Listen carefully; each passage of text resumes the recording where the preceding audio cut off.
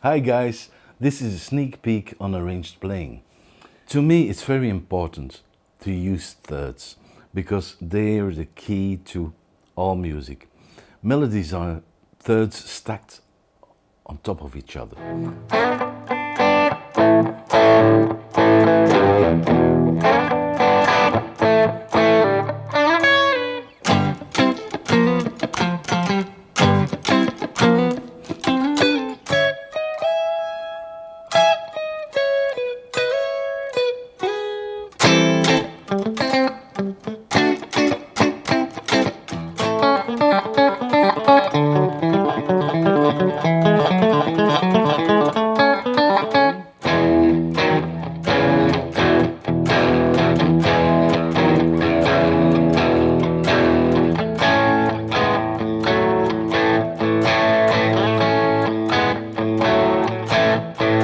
Check out the dice methods for insights or the Orange book for arranged playing.